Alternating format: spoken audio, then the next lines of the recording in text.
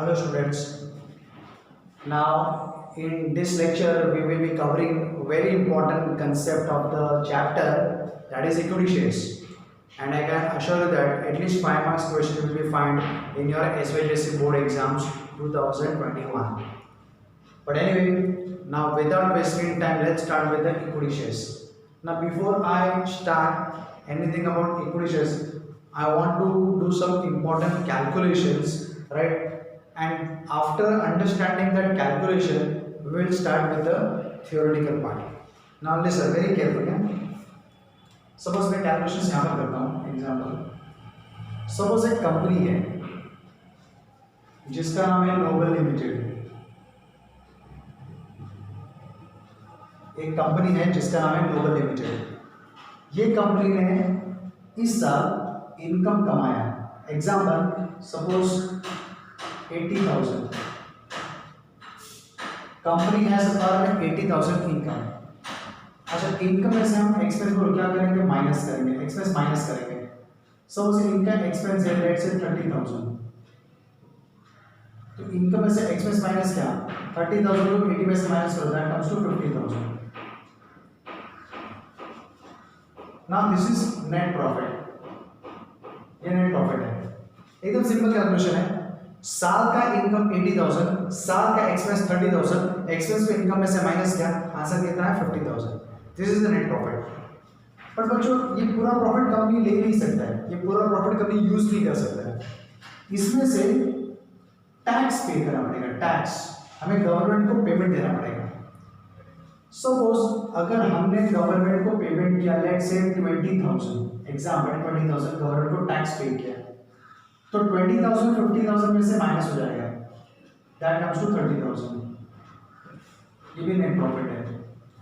अच्छा, ये जो 50,000 नेट प्रॉफिट था ना, वो बिफोर टैक्स था. Net profit before tax. Tax पे करने से पहले का नेट प्रॉफिट था. और टैक्स पे होने के बाद जो प्रॉफिट आएगा उसे क्या बोलते हैं, net profit after tax. So this is a net profit after tax. Okay. अच्छा, टैक्स का पेमेंट करने के बाद गवर्नमेंट बोलती है कि जो पैसा भी बचा ना वो आप ले सकते हो, यूज कर सकते हो. अच्छा, जब कोई कंपनी की मैं बात करता हूँ तो कंपनी किसके पैसों के बदौलत स्टार्ट होती है, शेयर्स. मैंने लास्ट लेक्चर में शेयर्स के दो टाइप्स बताए थे. लास्ट पॉइंट था काइंड्स ऑफ शेयर्स. एक होता है इक्विटी शेयर्स, एक होता है प्रेफरेंस शेयर्स. तो शेयर होल्डर के बदौलत कंपनी स्टार्ट होती है. शेयर होल्डर की कैपिटल कंट्रीब्यूशन के बाद ही कंपनी स्टार्ट होती है. Share holder are the owner of the company. So बच्चों, आपको नहीं लगता है कि साल के एंड में जो भी प्रॉफिट बचा है, ये प्रॉफिट आपको ओनर में बांटना होगा. अब मान लो कि ये कंपनी के दो शेयर होल्डर है. एक है इक्विटी शेयर, दो टाइप के शेयर होल्डर है. एक है इक्विटी शेयर होल्डर और एक है प्रेफरेंस शेयर होल्डर. दो टाइप के शेयर होल्डर है. तो क्या आप जानते हो, टैक्स का पेमेंट करने के बाद सबसे पहले मान लो कि लाइन में कंपनी में पैसा मांगने के लिए दो लोग आएंगे.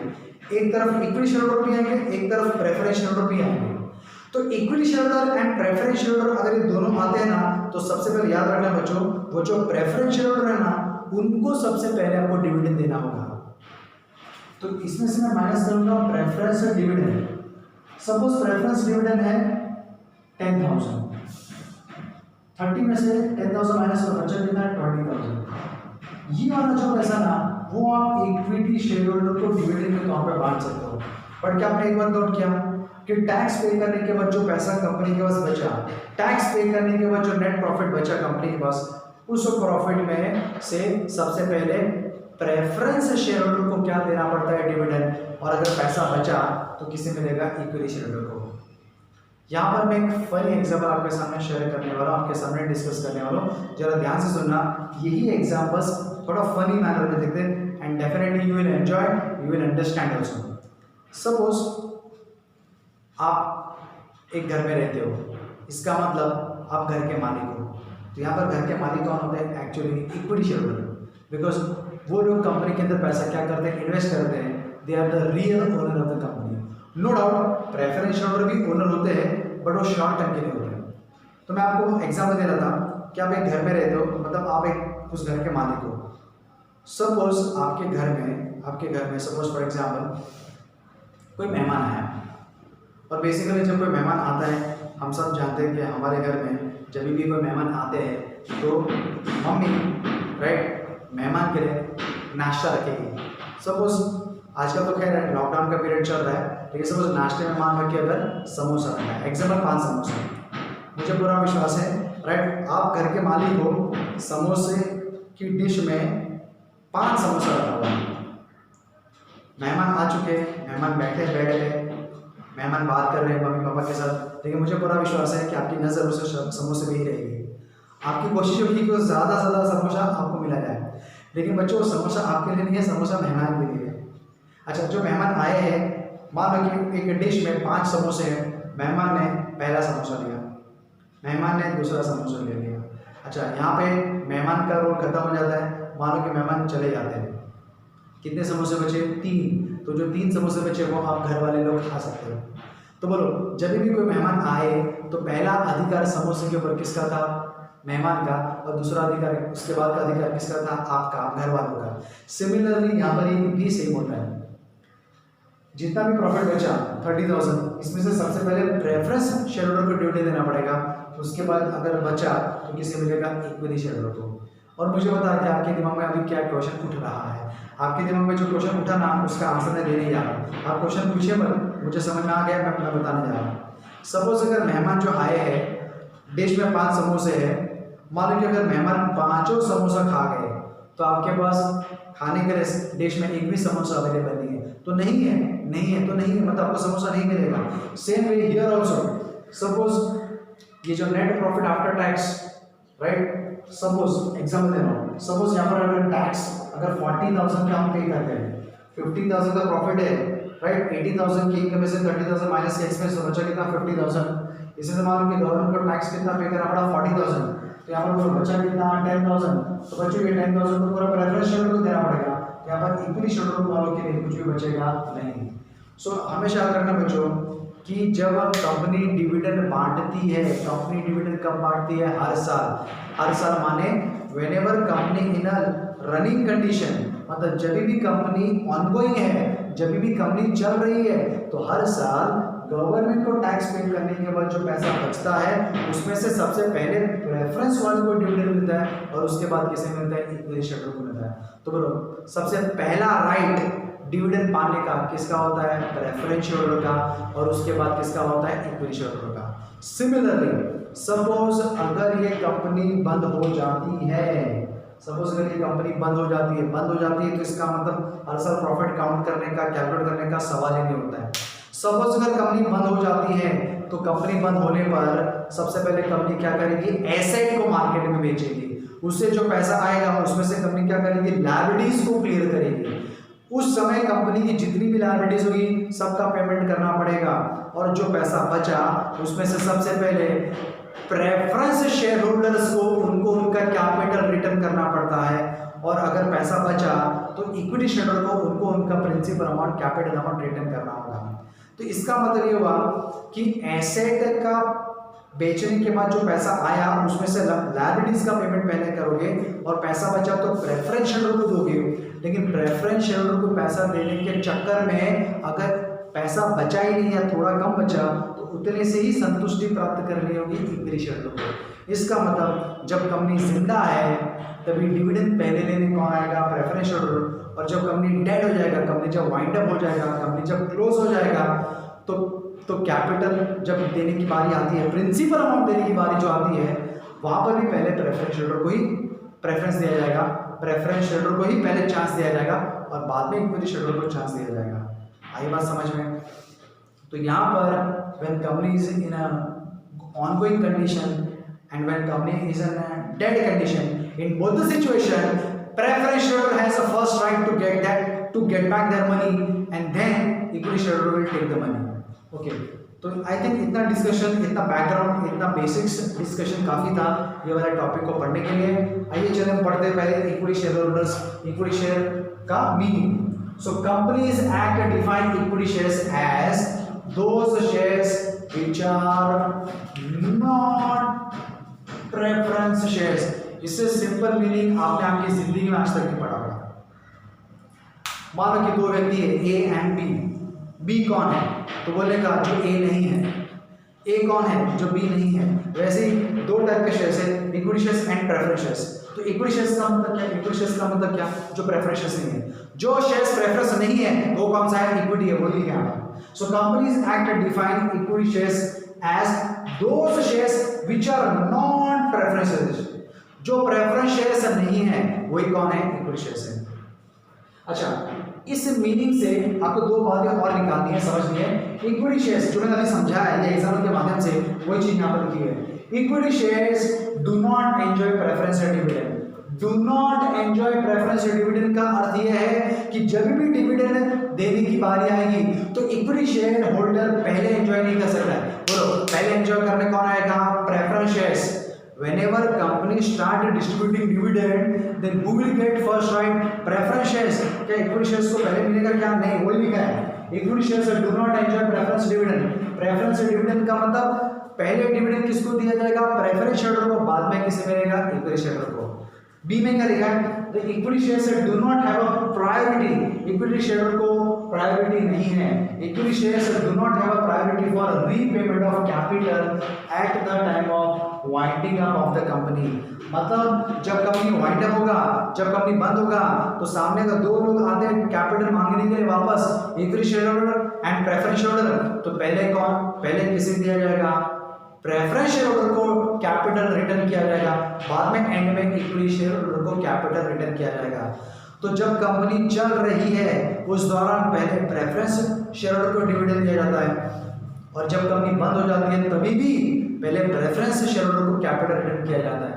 जब कंपनी चल रही है तभी डिविडेंड पे बात करते हैं, और जब कंपनी बंद हो जाती है तब कैपिटल पे बात करते हैं। दोनों डिफरेंट कंसेप्ट है। एक होता है डिविडेंड और एक होता है कैपिटल। डिविडेंड हर साल मिलता है, और कैपिटल आपको आपका पैसा जो आपने कंपनी के शेयर्स के अंदर जो इन्वेस्ट किया था वो पैसा आपको रिटर्न करते हैं ना, वो वाइंडिंग अप के टाइम पर रिटर्न करते हैं। अच्छा, वापस एक बार, अब तक जितना भी हमने डिस्कशन किया उसको एक बार समझ लेते हैं। अच्छा, पहले हमने कंपनीज एक्ट 2013 के हिसाब से समझा कि इक्विटी शेयर्स का मतलब क्या होता है। Equity shares means what, those shares which are not preference shares. जो प्रेफरेंस शेयर्स नहीं है वही कौन है, इक्विटी शेयर्स है। अच्छा, इसमें दो बातें थी। पहली बात क्या थी, दो मतलब इक्विटी शेयर को दोनों सिचुएशन में एडवांटेज नहीं है। Equity shares do not enjoy preference dividend, मतलब इक्विटी शेयर को पहले डिविडेंड नहीं मिलेगा। Number B, equity shareholder do not have a priority. Equity shareholder को प्रायोरिटी नहीं है क्या प्राप्त करने में, कैपिटल। तो जब कैपिटल बांटा जाता है ना, तो सबसे पहले कैपिटल किसको दिया जाता है, प्रेफरेंस को, और बाद में किसे दिया जाता है, इक्विटी को। सो दोनों सिचुएशन में डिविडेंड लेते समय भी और कैपिटल रिटर्न लेते समय भी प्रेफरेंस शेयरहोल्डर को पहले प्रेफरेंस है, इक्विटी शेयरहोल्डर को प्रेफरेंस नहीं है। They do not have a right to take first. Who are having a right to take first, preference shareholders. Okay, अब है ना, जरा हम समझ लेते हैं features of equity shares. Equity shares के हम फीचर्स देखते हैं, राइट। एकदम सिंपल है, राइट। तो आप जरा अच्छे से समझने की कोशिश करना। पहला, परमानेंट कैपिटल। देखिए, अगर आपने किसी भी कंपनी के इक्विटी शेयर्स में अगर पैसा इन्वेस्ट किया तो इसका मतलब you are the real owner of the company and you will get back your money only and only at the time of winding up of the company। एक तरफ कंपनी है, एक तरफ इक्विटी शेयरहोल्डर है। इक्विटी शेयरहोल्डर ने अपना पैसा company में क्या किया, इन्वेस्ट। अब ये पैसा इनको दोबारा रिटर्न तब मिलेगा जब कंपनी को क्या हो जाएगा, बंद। इसका मतलब कंपनी के एंगल से सोचिए, जो भी पैसा इक्विटी शेयरहोल्डर के माध्यम से आता है कंपनी के पास, वो कैपिटल कंपनी में हमेशा रहेगा, उस दिन तक रहेगा जिस दिन कंपनी क्या होती है, बंद होती है। तो इसीलिए इक्विटी शेयर कैपिटल जो होता है उसे परमानेंट कैपिटल माना जाता है। This capital become a permanent, this capital company can use for longer period of time till the winding up of the company. Number 2, fluctuating dividend. Yes, अच्छा, fluctuating dividend rate, यहाँ पर fluctuating dividend rate आना चाहिए। आप सुनिए, आप equity share, right, preference shareholder ना उनको फिक्स रेट ऑफ डिविडेंड मिलता है, जबकि इक्विटी शेयरहोल्डर को फ्लक्चुएटिंग रेट ऑफ डिविडेंड मिलता है। मैं आपको एग्जांपल देता हूँ। सपोज ये जो मैंने यहाँ पर एग्जांपल लिखा था, सपोज ये फॉर एग्जांपल 2015 का है। मान लीजिए 2015 का, 2016, सपोज 2017 एग्जांपल, चलो नया फ्रेश एग्जांपल लेते हैं। सपोज 2015 को ये वाला जो लास्ट वाला, ये लास्ट वाला, सपोज 2015 में मान लो कि ये आया था 30,000, 16 में ये आया 40,000, 17 में ये आया एग्जाम्पल 10,000। हर साल वो प्रॉफिट का अमाउंट क्या होता है, change. Dividend rate of dividend for equity share holder always change. Why? Because rate of dividend is depend upon the profit of the company. किसी भी कंपनी का प्रॉफिट हर साल बोलो सेम रहता है क्या, नहीं। हर साल कंपनी का प्रॉफिट बोलो क्या होता है, चेंज। जब हर साल कंपनी का प्रॉफिट चेंज होता है तो हर साल डिविडेंड का जो अमाउंट है, जो डिविडेंड का जो अमाउंट है जो शेयर होल्डर को बांटते हैं वो भी क्या होता है, चेंज। तो आप बताइए रेट सेम रहेगा कि चेंज होगा, चेंज। सी जब अच्छा प्रॉफिट कंपनी ने कमाया होगा तो डिविडेंड का परसेंटेज क्या होगा, हाई। और जब कंपनी ने कम प्रॉफिट कमाया होगा तो डिविडेंड का बोलो रेट क्या होगा, लेस। सो रेट हाई भी हो सकता है, लेस भी हो सकता है। अच्छा, इसको बोलते हैं फ्लक्चुएट होना। फ्लक्चुएट का मतलब क्या, ऊपर नीचे होते रहना। इस प्रोसेस को क्या बोलते हैं, fluctuating. So rate of dividend for equity share holder gets change every year. In the event of high profit equity share holder will be given high rate of dividend. In the event of क्या, less profit, equity shareholder will be given a less amount of profit, less amount of dividend. So rate of dividend will change because rate of dividend is depend upon the profit, and profit is depend upon the performance of the company. And every year company's performance change, because of that every year amount of profit change, and because of amount of profit dividend का percentage also change. Next rights, ये point हमने already कर लिया है। अगर आप किसी company के शेयर होल्डर बनते हो तो आपको कुछ राइट्स मिलते हैं। Right to attend the meeting, right to get the notice, right to inspect the books of accounts. Inspect books of accounts मतलब आप कंपनी के हेड ऑफिस में जाके कंपनी के बुक्स ऑफ अकाउंट्स को क्या कर सकते हो, चेक कर सकते हो। Right to get the dividend, right to vote at the meeting and so on. So when you become the equity shareholder, you will be given certain rights, and those rights I told you right now only. Understood? Let's go for next. No preferential rights. ये मैंने आपको already example के माध्यम से बताया। ये दोनों preferential rights मिलेंगे कि नहीं मिलेंगे, नहीं मिलेंगे। पहले डिविडेंड लेने का अधिकार, पहले कैपिटल लेने का अधिकार किसके पास है, प्रेफरेंस शेयर होल्डर के पास है, लेकिन इक्विटी शेयर होल्डर के पास नहीं है। इसलिए यहाँ पर करेगा नो प्रेफरेंशियल राइट्स। जब हम यहाँ पर प्रेफरेंशियल पढ़ेंगे ना तो यहाँ पर क्या आएगा, प्रेफरेंशियल राइट, लेकिन इक्विटी शेयर्स के शॉर्ट नोट में क्या आएगा, नो प्रेफरेंशियल राइट। जब कंपनी डिविडेंड बांटेगी तो क्या इक्विटी शेयर को पहले प्रेफरेंस देंगे, क्या मतलब पहले डिविडेंड बांट सकते हैं क्या, नहीं। जब कंपनी बंद होती है और जब कैपिटल रिटर्न करना पड़ता है तो क्या इक्विटी शेयर को पहले कैपिटल दिया जाएगा, क्या नहीं दिया जाएगा। तो किसे दिया जाएगा, प्रेफरेंस शेयर को दिया जाएगा। डिविडेंड भी पहले किसे दिया जाएगा, प्रेफरेंस शेयर को दिया जाएगा। सो इक्विटी शेयर को पहले चांस नहीं मिलता, इसलिए यहाँ पर no preferential rights. So these are the 4 rights. So these 4 are the features. अच्छा, और देखते हैं क्या लिखा है, कंट्रोलिंग पावर। यस, बड़े कंपनी के 2 टाइप के शेयर होल्डर हैं, इक्विटी शेयर होल्डर एंड क्या, प्रेफरेंस शेयर होल्डर। लेकिन इक्विटी शेयर होल्डर को सबसे पहले, equity share holder are the real owner of the company. Company के रियल ओनर कौन होते हैं, इक्विटी शेयर होल्डर। इससे जो कंट्रोलिंग राइट होता है ना वो किसके पास होता है, इक्विटी शेयर होल्डर के पास। Always remember, preference share holder they do not have a proper controlling right. Who are having a proper controlling right? Equity shareholder, they are having a proper controlling right, because whenever important decision company want to take, company always call a shareholder meeting, and in that shareholder meeting who comes, equity shareholder come and they give voting as per their shares. उनके shares क्या होता है, voting principal क्या होगा, 1 share 1 vote. Mister A ने अगर 500 shares खरीदे तो वो 500 वोट दे सकता है। मिस्टर बी ने अगर 100 शेयर्स खरीदे तो वो 100 वोट दे सकता है। मतलब 100 बार 500 बार थप्पा नहीं मारना है, वो वोट थप्पा एक ही बार मारेंगे, लेकिन नीचे लिख देंगे 500 शेयर्स या 100 शेयर्स, अपने आप वो 500 वोट या 100 वोट काउंट होते हैं। मतलब ये पॉइंट बोलने का मतलब ये था कि equity share holder are having a controlling power. Next करेगा risk. Yes, if you invest your money in equity shares, it means you became the equity shareholder, and if you became the equity shareholder, then there is a high risk. Why? Because equity shareholder may or may not get a dividend at the timing of winding up of the company. Equity shareholder may or may not get their capital back. उनको उनका capital वापस मिल भी सकता है, नहीं भी मिल सकता है। कंपनी जब डिविडेंड बांटती है तो इक्विटी शेयरहोल्डर को डिविडेंड मिल भी सकता है, नहीं भी मिल सकता है। And that is why equity shares are called as a risky shares. Next, residential climate. अच्छा, रेसिडेंशियल नहीं, रेसिजुअल होना चाहिए, इस तरह की मिस्टेक है शायद। रेसिजुअल क्लाइमेट। अच्छा, रेसिजुअल क्लेमेंट का मतलब क्या होता है? रेसिजुअल का मतलब होता है लास्ट, क्लेमेंट का मतलब क्या? क्लेम, जो व्यक्ति क्लेम करने वाला होता ना उसको क्लेमेंट बोलते हैं। अब सुनिए, आपको मैंने ऑलरेडी एक्सप्लेन कर दिया, आपको अभी समझ में आने ये वाला पॉइंट। आप मुझे बताइए, कंपनी जब डिविडेंड बांटती है तो दो चॉइस दे रहा हूं आपको, equity share holder and preference share holder. पहले डिविडेंड किसको मिलेगा? प्रेफरेंस को मिलेगा। तो लास्ट में किसे मिलेगा? इक्विटी को। तो इसको बोलते हैं residual claimant. Equity share holder are the last who get back their money.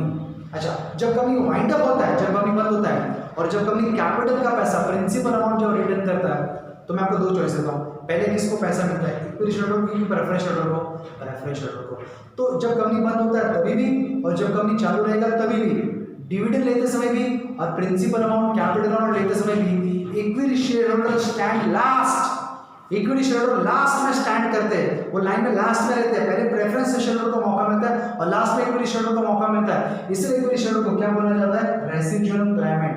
रेसिजुअल claimant का मतलब they are the last people to claim their money.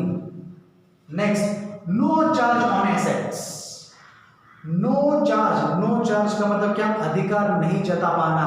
किसके ऊपर? एसेट्स के ऊपर। सपोज मैं आपको यही एग्जाम देख लीजिए, कंपनी डिविडेंड बांट रही है, कंपनी को 80,000 का साल का इनकम हुआ, 30,000 एक्सपेंस है, 50,000 नेट प्रॉफिट है, टैक्स पे किया 40,000, 10,000 नेट प्रॉफिट आफ्टर टैक्स आया, तो टैक्स पे करने के बाद 10,000 प्रॉफिट बचा है। अब यहाँ पर पहले किसको डिविडेंड बांटा जाएगा? प्रेफरेंस को। और प्रेफरेंस को डिविडेंड देने के बाद बोलो इक्विटी शेयर होल्डर के लिए कुछ बचा क्या? नहीं बचा। तो क्या इक्विटी शेयर होल्डर क्या कंपनी के एसेट बेच के डिविडेंड प्राप्त कर सकते हैं क्या? नहीं।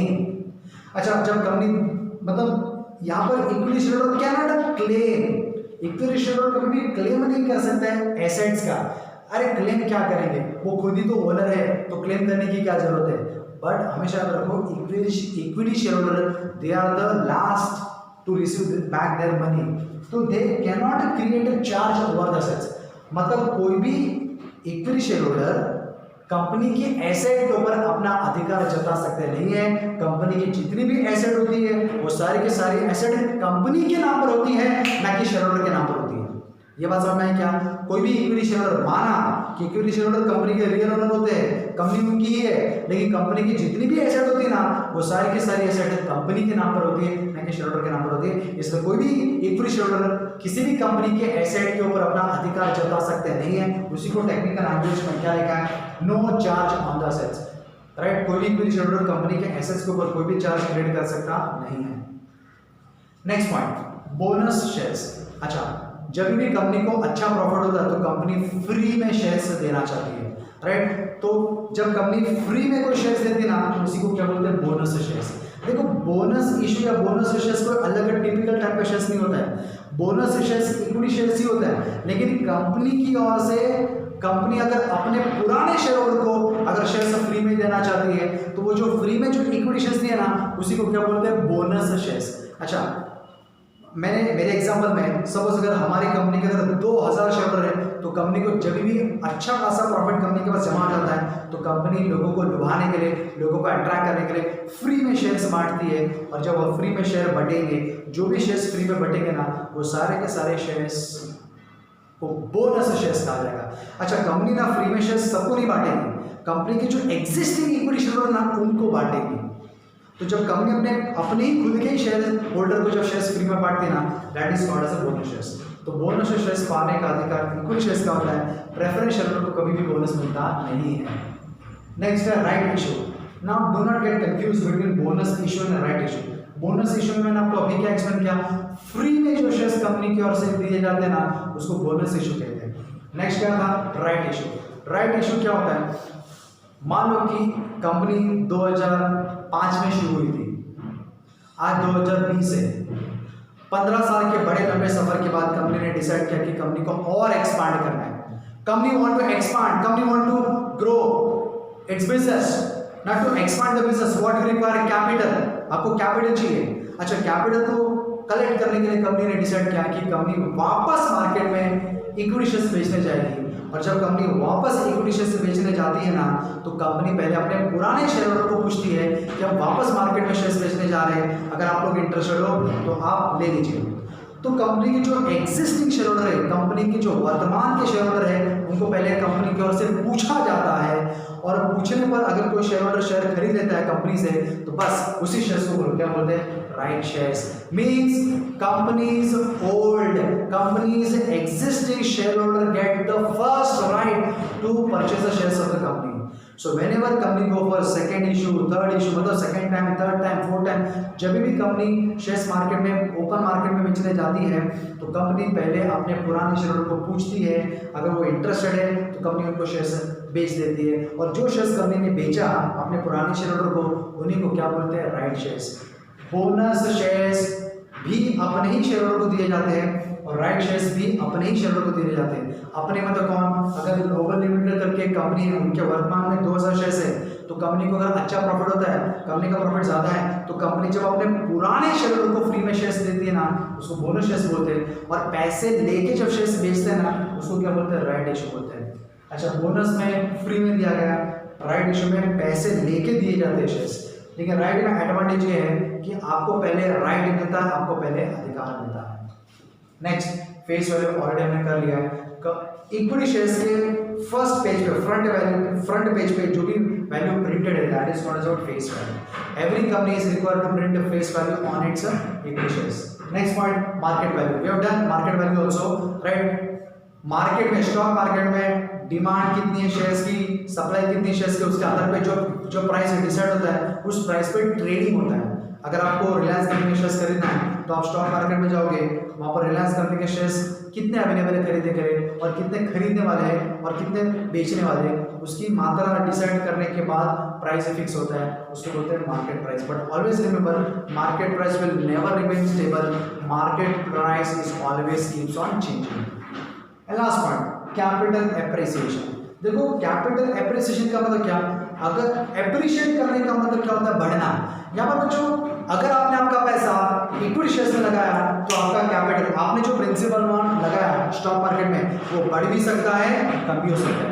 अगर वो बढ़ा तो उसको क्या बोलते हैं, एप्रिसिएशन। अगर वो घटा तो उसे क्या बोलते हैं, डेप्रिसिएशन। मैं आपको एक एग्जांपल देता हूँ, आपको एकदम परफेक्टली समझ में आ जाएगा। सपोज कोई मिस्टर ए है, इन्होंने रिलायंस कंपनी के 500 शेयर्स खरीदे, एक शेयर का वैल्यू उन्होंने रखा 10, 500 × 10 कितना होता है, 5000, ठीक है ना।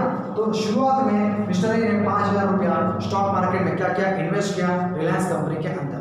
एक दिन के बाद इसकी वैल्यू हो जाती है कितनी, 11, एग्जाम्पल 11। तो ये वैल्यू कितना हो जाएगा, 5500 हो जाएगा, 5500।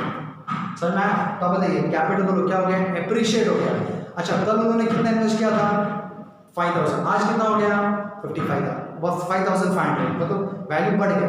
अच्छा, ऐसा भी हो सकता है कि मान लो कि अगर जब उन्होंने इन्वेस्ट किया था 10 रुपये के हिसाब से तब 5000 था, बट मान लो कि वैल्यू अगर घट गया, लेट्स से 9 रुपीज, तो यहाँ पर हो जाएगा 4500। तो इन्होंने प्रिंसिपली बेसिकली पैसा इन्वेस्ट कितना किया था, 5000। अगर वैल्यू 1 रुपया भी बढ़ता है तो 5500 कहता है, 1 रुपया घटता है तो 4500। मतलब कैपिटल है, बढ़ भी सकता है, कैपिटल घट भी सकता है। तो इसे टेक्निकल लैंग्वेज में क्या बोलते हैं, capital appreciation and capital depreciation. एक काम करते हैं, ये 10 के 10 पॉइंट को एक बार वन लाइन में समझ लेते हैं और एक बार रिवाइज कर लेते हैं। फर्स्ट क्या था, परमानेंट कैपिटल, मतलब इक्विटी शेयर्स के माध्यम से जो भी पैसा कंपनी के पास आता है उसे हम परमानेंट कैपिटल बोलेंगे, because this money company will return only at the time of winding up of the company. Number 2, fluctuating dividend. Now every year company give dividend to their preference shareholder as well as equity shareholder both. लेकिन preference shareholder को fixed dividend मिलता है, equity shareholder को fluctuating dividend मिलता है। मतलब हर साल dividend का जो amount होता है ना, वो equity shareholder का क्या होता है, अलग अलग होता है। Rights, अगर आप इक्विटी शेयर्स खरीदते हो तो आप बन जाते हो इक्विटी शेयरहोल्डर। तो इक्विटी शेयरहोल्डर बनने पर आपको कुछ मिलेंगे rights, right to attend the meeting, right to vote at the meeting, right to get notice, right to inspect books of accounts, right? These are the rights. There are many rights. Next, no preferential rights. At the timing of distribution of the dividend, who get the first preference? Preferential right. At the timing of winding up of the company, who will get back first capital? Preferential right. So equity shareholder, they are not getting first right. That is why no preferential right. Next, controlling power. Who are the real owner of the company? Equity shareholder. So they are having a controlling right. उनके पास controlling right है. Next क्या लिखा है? Risk. Why equity share are called as a risky shares? Because you may get money or you may not get money. We have done. Dividend लेते समय भी आपको पैसा मिल भी सकता है, नहीं भी मिल सकता है। कंपनी अगर बंद हो गई उस समय भी आपको आपका कैपिटल अमाउंट वापस मिल भी सकता है, नहीं भी मिल सकता है, इसलिए इसको रिस्की कैपिटल बोलते हैं। नेक्स्ट पॉइंट लिखा है रेसिडुअल क्लेमेंट। रेसिडुअल क्लेमेंट का मतलब क्या होता है? क्लेमेंट का मतलब क्लेम करने वाला। डिविडेंड पार्टी तभी भी लास्ट में आएगा और कैपिटल रिटर्न करे तभी भी लास्ट में ही आएगा। कौन? Equity shareholder. इसलिए इक्विटी शेयरहोल्डर को क्या कहा जाता है? Residual Clement. नेक्स्ट है नो चार्ज ऑन एसेट्स। जितनी भी एसेट्स कंपनी की होती है वो कंपनी के नाम पर होती है, ना कि शेयर होल्डर के नाम पर। तो कोई भी शेयर होल्डर अपना पैसा वापस लेने के लिए, अपना पैसा वापस पाने के लिए कंपनी के एसेट को बेच सकता नहीं है। कोई भी शेयर होल्डर कंपनी की एसेट के ऊपर अपना अधिकार जता सकते नहीं है। I repeat what I spoke, not a single share holder can create a charge over the assets of the company. Means कोई भी शेयर होल्डर कंपनी के एसेट्स के ऊपर अपना अधिकार जता सकता नहीं है। Next point bonus issue. Company equity shareholder को फ्री में जब शेयर्स बांटती है ना, उसको बोलते हैं bonus shares. Bonus shares equity shareholder को मिलेगा, बोनस शेयर्स प्रेफरेंस शेयरहोल्डर को मिल सकता नहीं है। Right issue. जब भी company second time, third time, fourth time and so on जब मार्केट में वापस शेयर्स बेचने के लिए आती है तो कंपनी अपने पहले पुराने शेयरहोल्डर को पूछती है, मतलब पुराने शेयरहोल्डर को पहले राइट दिया जाता है शेयर्स खरीदने का। और जब कंपनी अपने पुराने शेयरहोल्डर को राइट देती है शेयर्स खरीदने का और जब वो शेयरहोल्डर शेयर्स खरीद लेते हैं, कंपनी से खरीद लेते हैं, तब उसको कहा जाता है राइट शेयर्स। बच्चों बोनस शेयर्स और राइट शेयर्स कोई अलग टिपिकल टाइप के शेयर्स नहीं है, ये इक्विटी शेयर्स ही होते हैं। लेकिन जब फ्री में शेयर्स दिया जाता है तो उसे बोनस शेयर्स बोलते हैं, और जब कंपनी अपने पुराने शेयरहोल्डर को राइट देती है शेयर्स खरीदने का तब उसको राइट शेयर्स बोलते हैं। Face value. इक्विटी शेयर्स के फ्रंट पेज पे जो वैल्यू प्रिंटेड होता है उसको फेस वैल्यू बोलते हैं। मार्केट वैल्यू, शेयर्स बिकने के बाद जब मार्केट में डिमांड सप्लाई के हिसाब से जो प्राइस है डिसाइड होता है उसको बोलते हैं मार्केट वैल्यू या market price. And last capital appreciation. मैंने आपको जो यहाँ पर एग्जांपल दिया, आप बेसिकली जो प्रिंसिपल अमाउंट इन्वेस्ट करते हो इक्विटी शेयर्स में, अगर रेट बढ़ गया पर शेयर तो आपका कैपिटल क्या हो जाएगा? एप्रिशिएट। और रेट अगर घट गया तो आपका कैपिटल क्या हो जाएगा? Depreciate. Alright, so this was about equity shares. I hope you have understood everything properly, crystal clear. बराबर आपको सारी बात एकदम क्रिस्टल क्लियर समझ में आ चुकी होगी। एक बार ये सारे पॉइंट्स को एक बार रिवाइज कर लो, ठीक है? ये सारे पॉइंट्स गवर्नमेंट के टेक्स्ट में भी दिए हुए हैं, आप वहाँ से भी देख सकते हो। Thank you very much for this lecture. नमस्ते।